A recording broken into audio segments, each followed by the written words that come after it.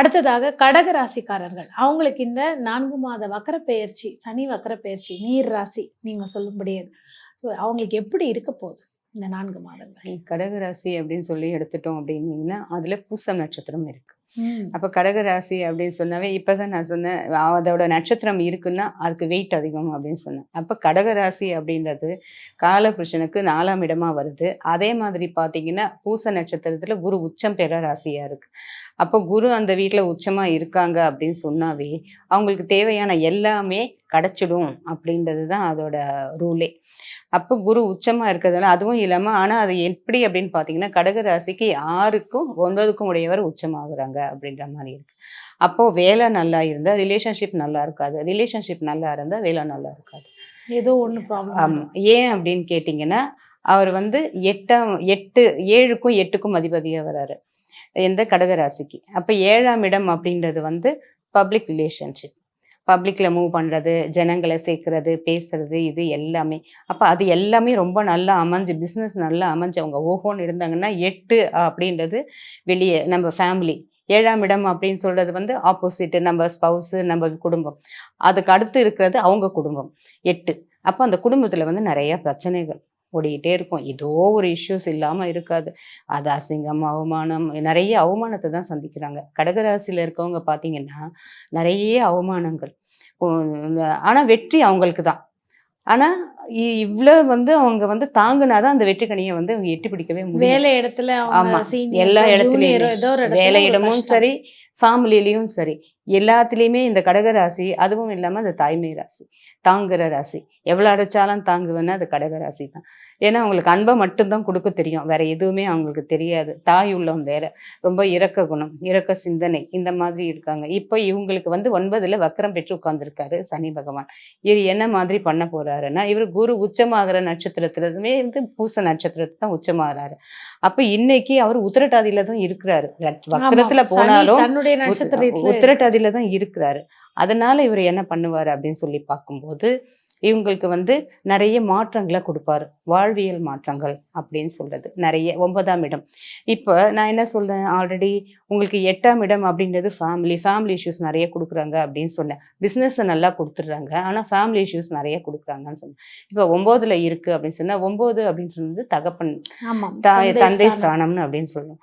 அப்ப தந்தை ஸ்தானத்துல வந்து இவரு உட்கார்ந்திருக்கிறாரு அப்படின்னு சொல்லும்போது, தந்தை வழி உறவுகளால நெறைய மனக்கசப்பு அடைஞ்சவங்கலாம் கடகராசினர். ஓகே. எப்பயுமே. ஏன்னா உங்களுக்கு குரு உ நட்சத்திரம் அது குரு வீடு.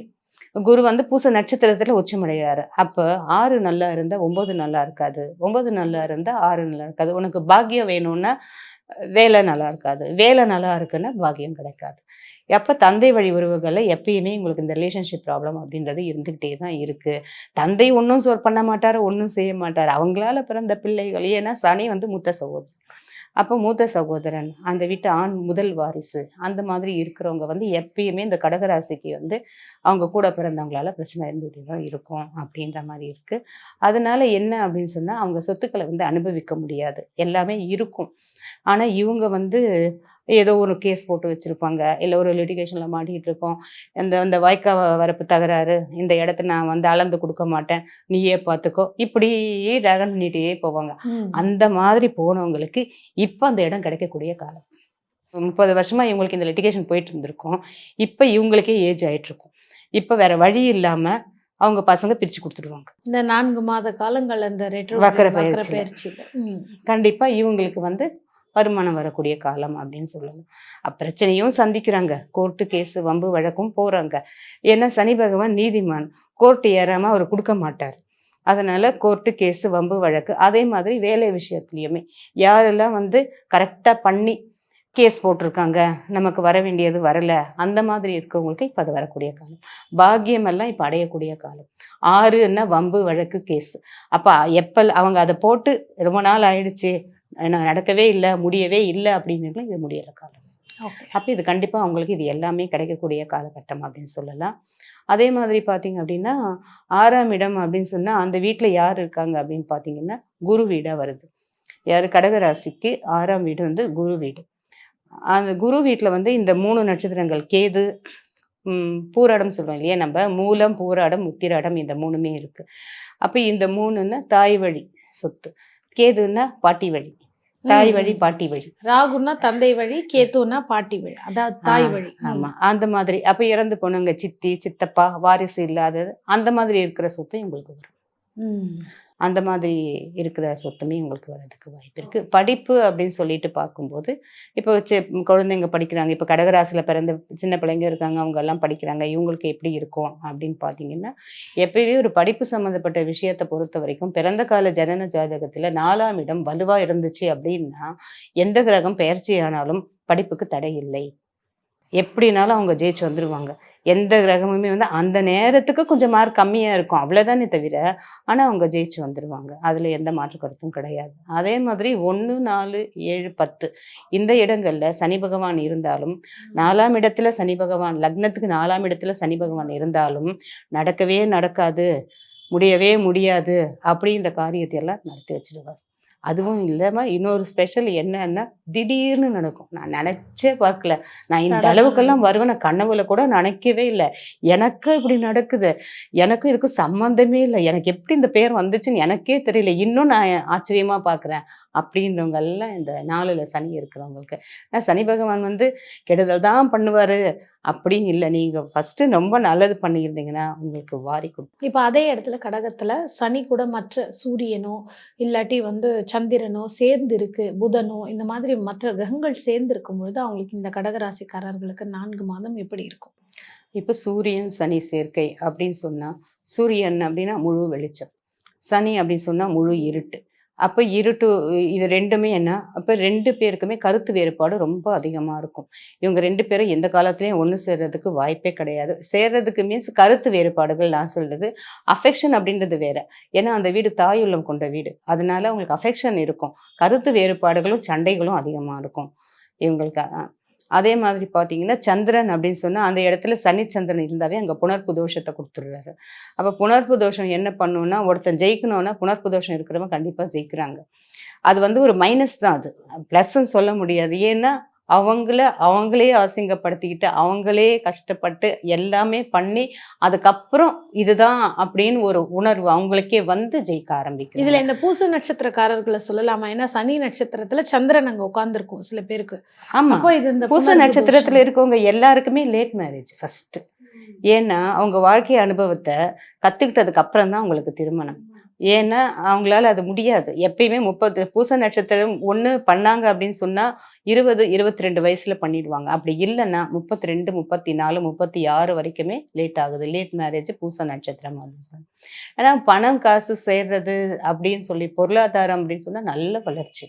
ஏன்னா குரு உச்சமாகிற நட்சத்திரம். அதனால பொருளாதார வளர்ச்சி ரொம்ப நல்லா இருக்கும். ஓகே. இப்போ இந்த கடக ராசிக்காரர்களுக்கு எளிமையான வாழ்வியல் பரிகாரமும், கோவில் வழிபாடும் இத ஃபாலோ பண்ணிக்கலாம்னா என்ன பண்ணலாம்? இப்போ வந்து நம்ம கடக ராசியில இருந்து பார்த்தோம் அப்படின்னு சொன்னா, உங்களுக்கு ம் மகரம் தான் வரும். 7வது வீடா வர்றது வந்து மகர ராசியா வருது. அப்ப மகரம் அப்படின்னு சொல்லும்போது, அந்த வீடு இப்போ மகர ராசியிலயோ, மகர லக்னத்திலயோ ஒருத்தர் பிறந்திருந்தாங்க அப்படின்னா, அவங்க வீடு எங்க இருக்கும்னா, அவங்க வீட்டுக்கு நியர்பை ஒரு பரில் கிரவுண்ட் இருக்கும். ஓகே. ஒரு 2 கிலோமீட்டருக்குள்ளேயே தான் இருக்கும். 1 கிலோமீட்டர். சிலர்லாம் பார்த்தீங்கன்னா, பரல் கிரவுண்ட் பின்னாடி தான் எங்க வீடுன்னு சொல்லுவாங்க. அந்த மாதிரி இருக்கிற ஒரு அமைப்பெல்லாம் வந்து அந்த இடத்துக்கு இருக்கு. யாரு அதாவது மகர லக்னத்துக்கு. சுடுகாட தொட்டு இருக்கும் அவங்க ஆமா. வீடு. அது சார்ந்து இல்ல இவங்க வீட்டு பக்கம் தான் போறதே இந்த பக்கம் தான் வேற வழியே இருக்காது. இவங்க இருக்கிற அந்த வீடு பக்கம் தான் இந்த பணத்தையே தூக்கிட்டு போவாங்க. வழியாவே இருக்கும் அது. அந்த மாதிரியான ஒரு விஷயங்கள் வந்து இந்த மகர ராசியோடவும் சரி, லக்னமா இருந்தாலும் சரி, அவங்க பிறக்கிறவங்க அந்த பிறந்தாங்கன்னா அந்த இடத்துல இப்போ இவங்களுக்கு நம்ம அந்த பரிகாரம் அப்படின்னு சொல்றது பார்த்தீங்கன்னா, அந்த மாதிரி ஏன்னா அவர் கர்மகாரகன் தான். அப்ப கர்மகாரகன் அப்படின்னு சொல்லும்போது நீர்நிலைகள். இப்போ இது எப்படி பண்ணலாம் அப்படின்னு சொல்லி பார்த்தீங்கன்னா, ஒருத்தர் ஒரு திதியில பிறக்குறாங்க. எப்பயுமே திதின்றது தான் நீர். நம்ம தர்ப்பணம் அப்படின்னு சொல்றது அது கொடுக்குறோம். ஆமா. அப்ப இது சம்மந்தப்பட்டு இவங்க ஏன்னா கடகராசி நீர் ராசி, அதனால நம்ம தர்ப்பணம் கொடுக்குறோம் அப்படின்னா அது உங்களுக்கு பெரிய ஒரு நல்ல ஒரு விஷயத்த வந்து உங்களுக்கு ஃபேமிலியில ஏற்படுத்தி கொடுக்குது. ஏன்னா பூச நட்சத்திரம் அங்க இருக்கு. அப்ப தர்ப்பணம் ஏன்னா இந்த சுடுகாடு எதுக்கு நான் இதுல வந்து உங்களுக்கு காம்பினேஷன் கொடுத்தேன்னா நம்ம திதி கொடுக்கறதுக்காக இதை நான் அந்த காம்பினேஷனை சொன்னேன். ஓகே. இப்ப நம்ம திதி கொடுக்குறோம். அப்ப எப்படி திதி கொடுக்கணும்? எல்லாருமே பாருங்க மாலை அமாவாசையில கொடுங்க, அது கொடுங்க, இது கொடுங்க. இந்த மாதிரி தான் நம்ம நார்மல் இது வந்து வழக்கம். இப்ப ஆடி அமாவாசையில கொடுங்க, தை அமாவாசையில கொடுங்க. இப்ப நான் சொல்ற இந்த விஷயம் எப்படி அப்படின்னு சொல்லி பாத்தீங்கன்னா, இப்ப ஒருத்தர் எந்த திதியில பிறக்குறாங்களோ அந்த திதி அன்னைக்கு ஆரம்பிக்கணும். என்ன ஆரம்பிக்கணும் அப்படின்னா, கொஞ்சம் சாப்பாடு ஒரு அரை அழகு சின்னதா கொஞ்சமா இல்ல ஒரு பிடி உங்களால எவ்வளவு சாப்பாடு செய்ய முடியுமோ எவ்வளவு குவாண்டிட்டி கம்மியா செய்ய முடியுமோ செஞ்சுக்கோங்க. செஞ்சுட்டு 3 சின்ன வாழை இலை அதை எடுத்துக்கோங்க. அதுல இந்த வடிச்ச சாப்பாடு இருக்கு அதையுமே அது கொஞ்சம் ஆறணும். சூடு எடுக்கக்கூடாது. ஏன்னா அவர் எல்லாமே சில்லுன்னு சாப்பிடுவார். அவர் வந்து சில்னஸ் காருகிறது ஐஸ் அவரு. அதனால எல்லாமே ஆறுன சாப்பாடு. அந்த சாப்பாடை எடுத்துக்கிட்டு அதுல எள்ளு கலந்துடணும். எள்ளு கலந்துட்டு இதை கொண்டு போயிட்டு குளத்துல இருக்கிற மீன்களுக்கு டெய்லி 21 டேஸ். ஏன் அப்படின்னா நம்ம திதி அப்படின்னு சொல்றது வளர்பிறை தேய்பிறை ரெண்டுமே வருது. அப்போ 27 டேஸ் நம்ம போயிட்டு கொடுத்துட்டு வரணும். அது டெய்லி அது கோவில் குளமா இருக்கட்டும், தெரு ஓரத்துல ஏதோ ஒரு குளமா இருக்கட்டும், ஆனா அங்க மீன் இருக்கணும், இல்ல கடல். அந்த மாதிரி அவங்க போயிட்டு கொடுத்துட்டு வரும்போது இவங்களோட எண்ணங்கள் எல்லாமே கண்டிப்பாக. ஏன்னா வித்தியாசமான ஒரு பரிகாரம். பொதுவா வந்து நீங்க சொல்ற மாரி சாதமும், எள்ளும் இது பண்ணா, காக்காய்க்கு சாதம் வைக்கணும் அப்படிங்கிற ஒரு பேசிக்ஸ் எல்லாரும் சொல்லுவாங்க. திதி குடுக்கும்போதோ, அமாவாசைகளே பொதுவா டெய்லியே காக்காய்க்கு சாதம் இட்டுட்டு, அதுக்கப்புறமா நம்ம சாப்பிடுறது நல்லது அப்படிங்கிற ஒரு விஷயம். இதுவும் வித்தியாசமான ஒரு பரிகாரம். கடக ராசியை சேர்ந்தவர்களுக்கு. கோவில் ஏன்னா பரிகாரம். கடகம் அப்படின்னு சொன்னா சந்திரன் சாப்பாடு, ஆமா. அரிசி. அப்போ கடல்ல மீன் தான் அதிகமா இருக்கு. அப்ப கடல்ல மீன்களுக்கு நீங்க கடல் மீனோ குளத்து மீனோ உங்க பக்கத்துல எங்க மீன் இருக்கோ அந்த மீனுக்கு நீங்க அதிகமான உணவை கொடுக்கும்போது உங்க பித்திருக்கள் சந்தோஷம் அடைஞ்சு உங்களுக்கு தேவையானதை கொடுப்பாங்க. அதுதான் இந்த பூச நட்சத்திரத்தோட ஹைலைட். இவங்களுடைய வாழ்வியல் பரிகாரம் சொல்லிட்டீங்க. எதார்த்தமா கோவில் பரிகாரம் அப்படின்னா என்ன பண்ணிக்கலாம்? இந்த கோவிலுக்கு உங்களுக்கு டைம் கிடைக்கும் போதெல்லாம் போய்க்கோங்க. இந்த மாதிரி ஒரு தீப வழிபாடு போட்டுக்கோங்க. உங்களுக்கு மனசாந்தி கிடைக்கும். இந்த 4 மாசம் மனக்குழப்பம் இருக்காது அப்படின்னு. அந்த மாதிரி போனா தர்மசாஸ்தா. தர்மசாஸ்தா. ஏன்னா கருப்பு இவரு. ஆமா. அவருக்கு தர்மசாஸ்தா. ஏன்னா சாஸ்தா எப்பவுமே கருப்பு. கருப்பு. இன்னொன்னு வந்து அன்னதான பிரியர் அவர். அன்னதானம் எங்க ரொம்ப போடுவாங்கன்னா சாஸ்தா யாரெல்லாம் சபரிமலை போறாங்களோ அன்னதானம் பண்ணாம அவங்க போகவே முடியாது. அன்னதான அதுல வரதே அப்படிதான் வரும். அன்னதான பிரபுவேன் தான் வரும் அதுல வரும்போதே. அப்போ பக்கத்துல இருக்கிற ஐயப்பன் கோவிலுக்கு போயிட்டு நல்லெண்ணெய் விளக்கு போட்டுட்டு வரும்போது கண்டிப்பா உங்களுக்கு நல்ல வாழ்க்கையில நல்ல வெளிச்சம் கண்டிப்பா வரும்.